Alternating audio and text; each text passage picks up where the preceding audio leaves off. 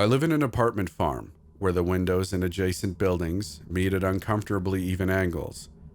If the shades are all up and the lights are all on, you can see just about everything going on inside. Sometimes, late at night, I'll wake for a glass of water from the sink and notice my neighbor at his kitchen table in the unit across from me. The man is balding and middle-aged. He ordinarily wears a cream-colored robe or some faded shade of red. He always has a glass of milk at the ready, joined occasionally by a fat cigar, aimed for the skylight. His horn-rimmed glasses and neat 5 o'clock shadow are about as unremarkable as any other working Joe this side of the New York-New Jersey state line. And yet something about this guy always intrigued me. We never offer each other anything more than an awkward wave hello. We never attempt to speak, but some nights I'll sit down in the kitchen too with a glass of my own cold milk and a cigarette snuck from an old pack in the dresser. Sometimes when you're feeling lonely, it's nice to see someone else is feeling lonely too. But one night, last month, my midnight companion gestured for me to join him. I didn't really know what to do. The wave was friendly and welcoming. There was no malice behind it. He didn't look annoyed by my staring. He just looked like he wanted to talk. I thought about the prospect for a couple minutes. I checked on the baby, kissed my wife goodnight, and put on a cream-colored robe of my own. Then I stumbled down the stairs, out the atrium doors, and into the shivering cold autumn air. I found my new friend waiting in the lobby of his adjacent building. His bespectacled stare sent uncomfortable shivers up my spine. He waved me forward past the security guard, and I followed him wordlessly into the elevator. We waited in awkward silence for a moment before he pressed the button for 5, same as mine. "Cold out there," I muttered. Thought it might heat up over the weekend.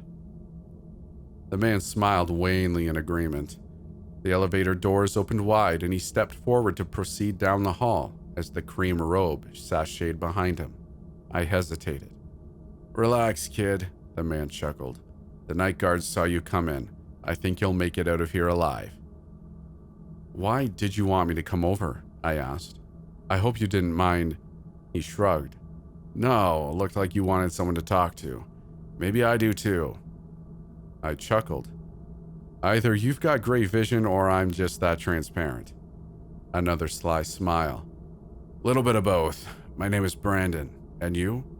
"Michael." He nodded. "And now we know each other.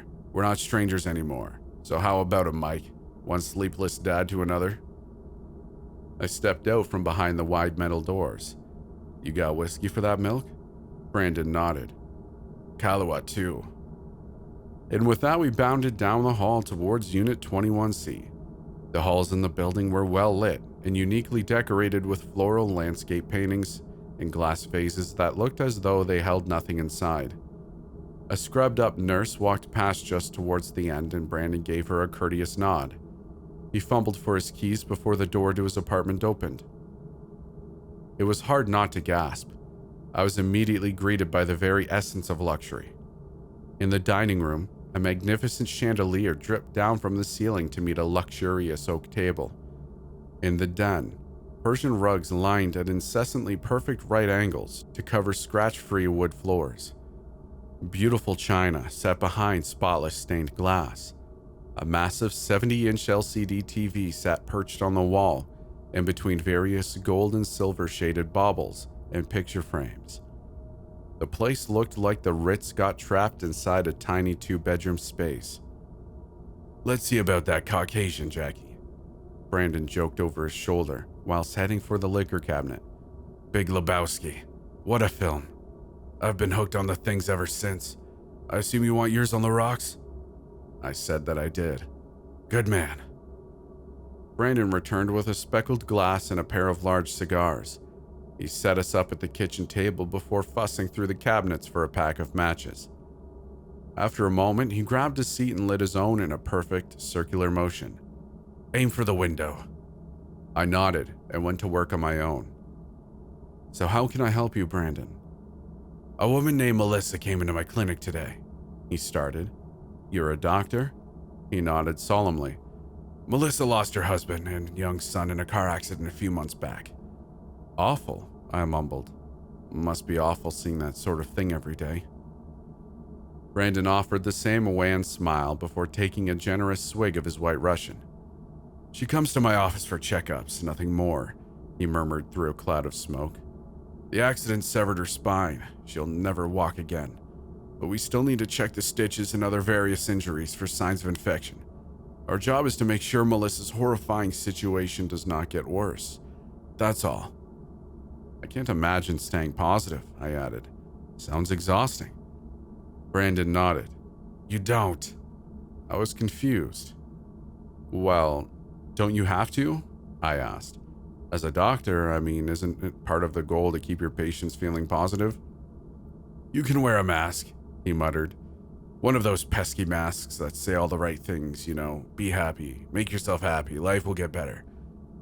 The night is always darkest just before the dawn. You've read all the fortune cookies. You've heard the 1,000 cliches and adages and parables and crappy pop songs on the radio, extolling people to be the best their little selves, even when the sky's raining down crap on the only things that matter. Brandon coughed through his cigar and chuckled in disgust. So you say stuff like that?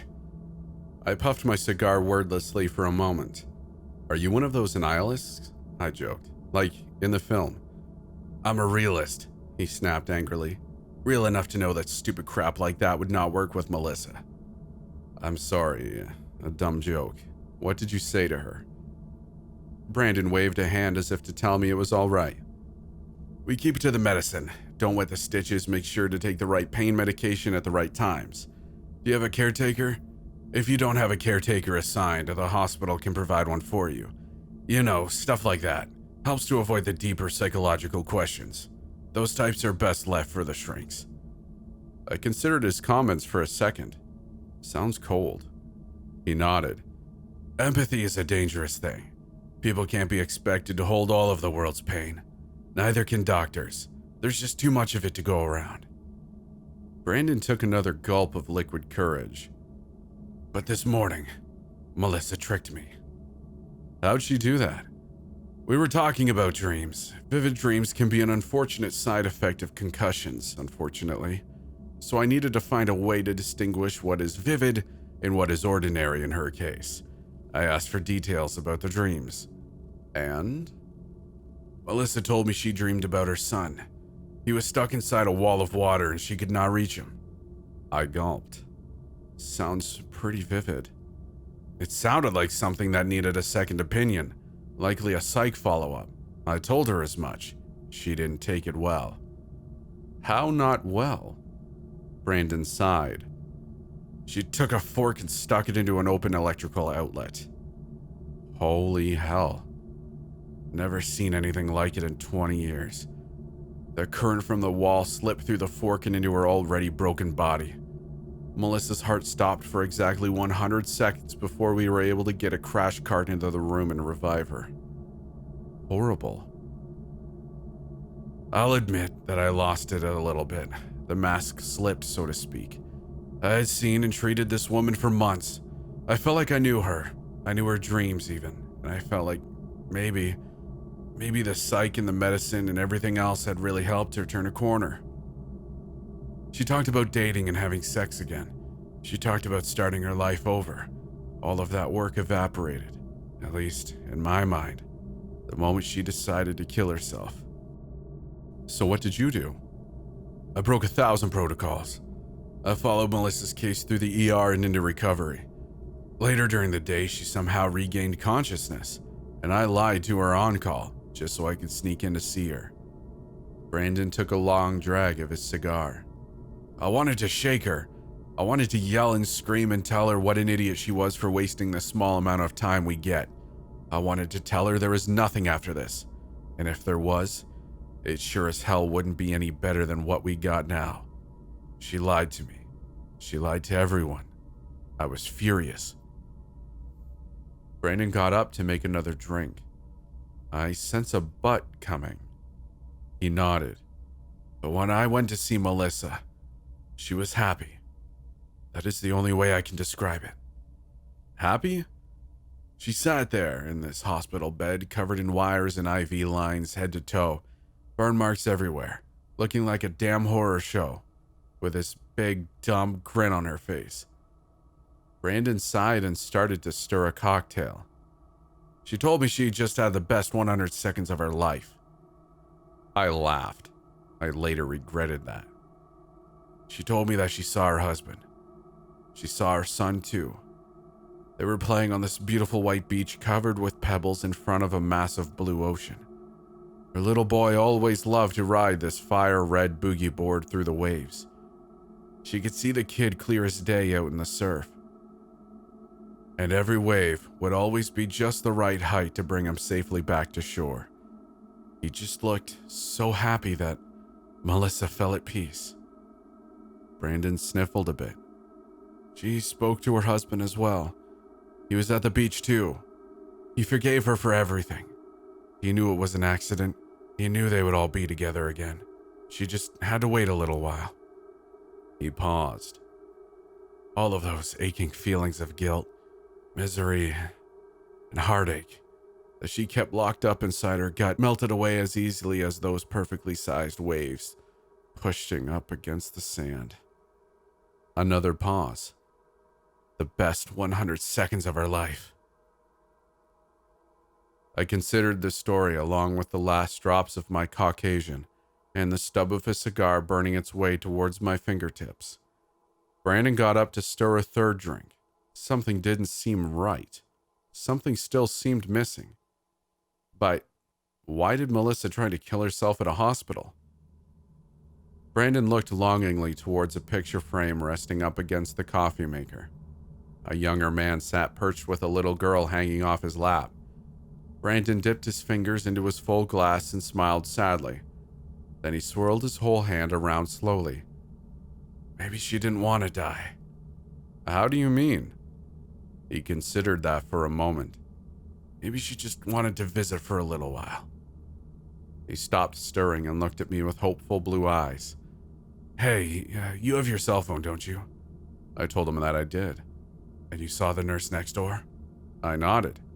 Good. The next few moments passed faster than any in my life. I didn't anticipate what Brandon planned to do in front of me that night. That was stupid. I didn't see his hand reach out for the outlet. That was unlucky. But the sparks that flew through the air and the stomach-turning stench of burning skin painted an already perfectly pretty picture of what had happened.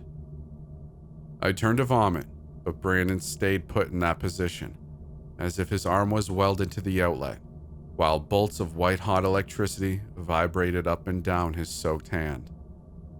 His heart stopped for 200 seconds. The police and EMS arrived in record time. The nurse next door rushed in at the sound of my screeching, but we were too late. We were all too late. My new friend died on his kitchen floor, with a glass of good scotch still swimming by his side. He left behind a divorcee and no living children. A month later, I can't bring myself to idealize or romanticize the guy. Truth be told, his actions were selfish, especially considering the trauma they put me and everyone else through. Sometimes I hope Brandon got to see his beach one last time. And then sometimes, I still see his kitchen light on at night.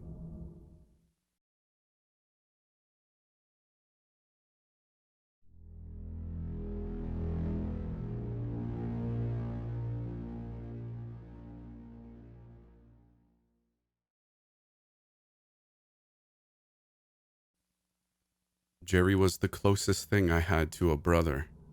We'd spent a good portion of our lives together, having grown up across from each other with just a fence separating us.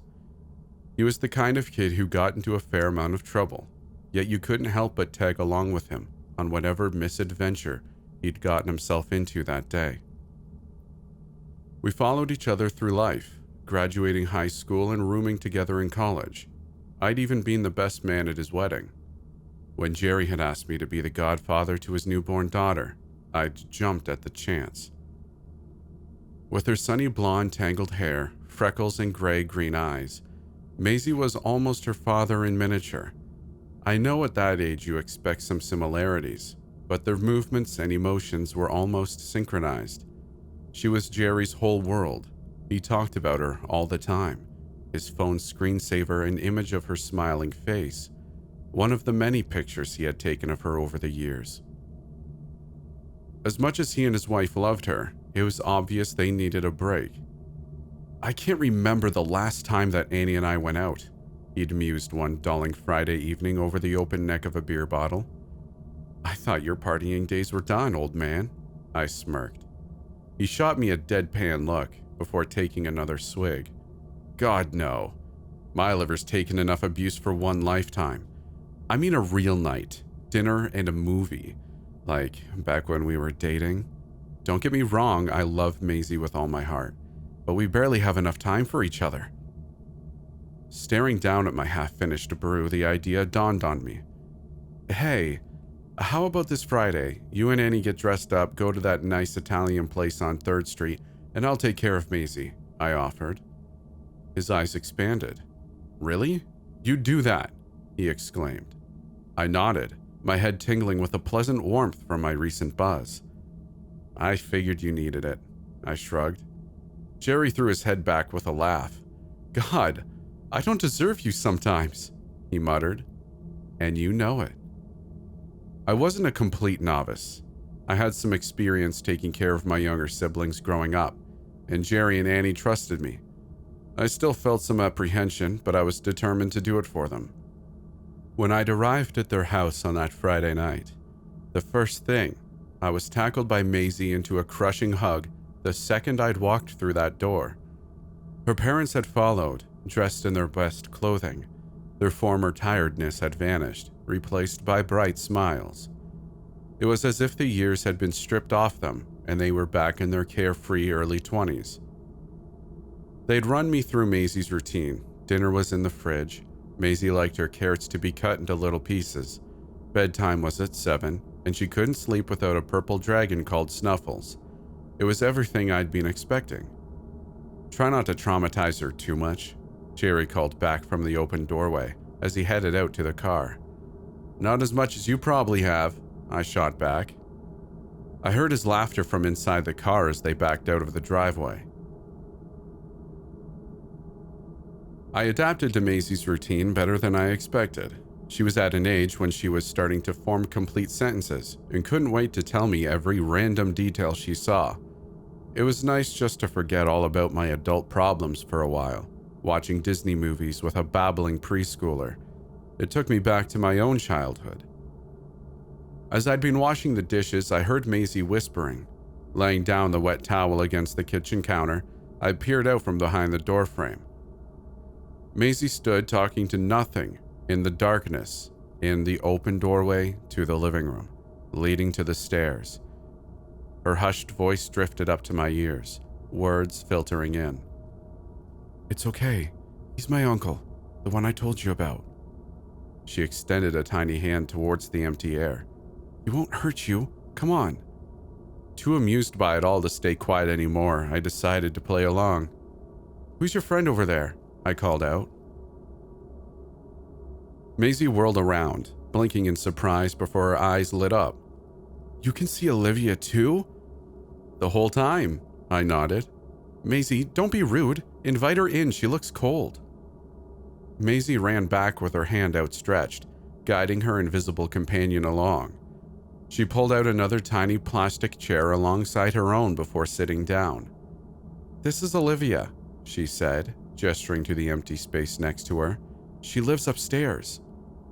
I knelt down over the empty chair to the height where Maisie was sitting. Nice to meet you, Olivia, I said.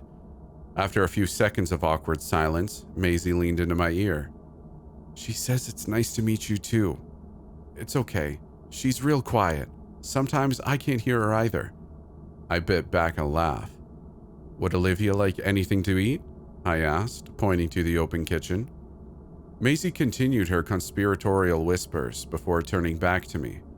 She's too scared to take any food from the kitchen, she chirped. I raised an eyebrow at this but continued along. She doesn't have to be scared. Nobody's going to hurt her here. Maisie went quiet. I cleared my throat. trying to shift the sudden discomfort that had descended around us as I looked at the empty chair. "So, are you two good friends?" She bobbed her head along with a gap-toothed smile. "Yeah," she replied. "Better than Daddy and me when we were little?" Her nodding grew more vigorous, to the point I thought her little head would pop off her shoulders. "The best!" My mouth fell open, gasping in mock surprise. Maisie exploded into giggling at my expression. "Wow, you really like her!" I exclaimed.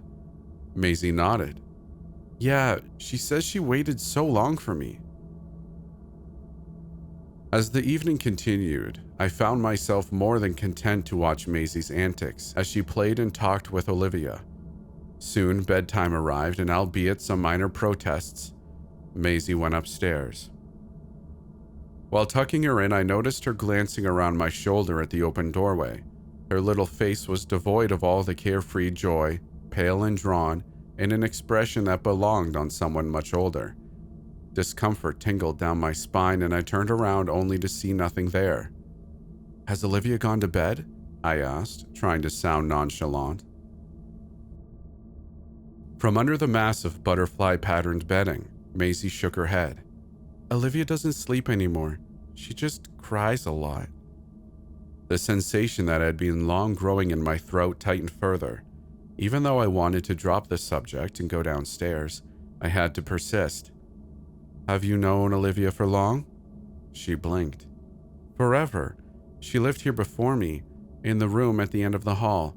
She was supposed to be my sister, but Mommy and Daddy didn't like her." She said all this in a matter-of-fact way that only a 5-year-old is capable of, who readily accepted everything as fact of life, with no idea of any social norms. She went on, oblivious to my own open-mouthed expression. "One day, she spilled her juice, so Daddy hit her till she stopped moving. That's why her head is all red. They did a bad thing, so they put her away in the darkness, but she didn't leave. When I was born, she was there when she brought me home. When I was a baby, she used to look in my crib all night long. She's scared of my Mommy and Daddy. She made me promise not to tell them about her." She turned to look at me. "Do all adults see people like her?" It was a while before I regained my voice. It came out hoarse and stumbling as my mind worked furiously to process what the hell I had just listened to. "Sounds like you've got someone very special looking after you, Maisie. Not many people have that. Not many adults even. You take care of Olivia too." "I will. Night, Uncle John." "Good night, Maisie." I switched off the rotating bedroom lamp that had been casting dancing patterns of fairies and woodland creatures across the walls of the room, descending it into darkness. I pulled myself downstairs, my mind a howling tundra. The moment that I made it down in the living room, I made it right for the adjacent kitchen, swigging down a glass of water. I gasped like a man that had been crawling around the desert and had just stumbled across an oasis. I almost drowned trying to drink it all down. Seating myself down on shaky limbs, only one thought occupied my mind. What the hell had I just listened to? My first guess had been something age-inappropriate that she'd accidentally seen, maybe a horror movie, which had already made an indent on her developing psyche. Jerry and I sneaked more than enough R-rated movies from his older brother's bedroom when we had been kids, which had led to more than a few childhood traumas. But there was too much conviction in her voice. She didn't sound confused at all. There hadn't been any bedroom at the end of the upstairs hall. I'd been to Jerry's house dozens of times before, enough to almost know every room, and I'd never seen or heard of it. There was only the bathroom there, and as far as I knew, Maisie was their first and only child. Jerry loved Maisie. He would never hurt her. I'd known him my entire life, and there hadn't been one flicker of violence in his eyes. He just wasn't that kind of guy.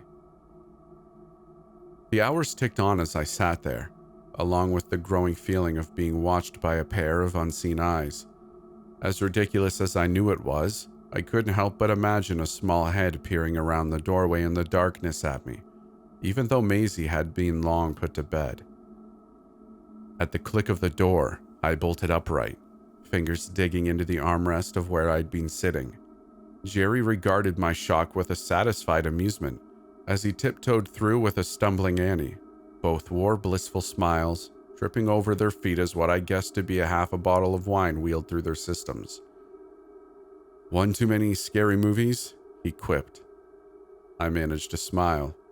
"I'm looking at a horror show right now," I told him. He laughed behind his enclosed hand, eyes darting towards the shrouded upstairs landing. "So, how is Maisie? I hope that she didn't give you too much trouble." "No, out like a light. She's a good kid. No idea where she got that from, but it sure wasn't you." The usual banter was empty, replaced by a persistent ache inside, which manifested in 2 words.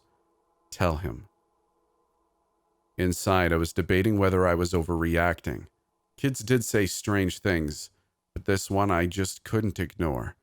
Maybe it was the thought of hearing a fellow adult that would ease my own dread. I decided to let them enjoy themselves before I pressed further. This was the most relaxed I'd ever seen Jerry in a long time, and I wanted to let him savor that mood. I had no idea how to express through words what I had experienced tonight without freaking him out. "So, how was your night?" "Amazing. God, just amazing. I feel like a new man. Listen, I'm sorry for being late. Traffic was insane coming back. I'll pay you extra for making you wait around." I waved my hand. "You'll do no such thing." His voice drifted into the foreground as Maisie's words still crept through my head. All the while, I was just waiting for something to jump out of the shadows, but nothing ever came. I'd never found myself so eager to leave his house, but I found myself pulled back by a sudden urge to go to the bathroom. I'd flicked on the lights before climbing the stairs, as much as I tried to convince myself there was nothing there.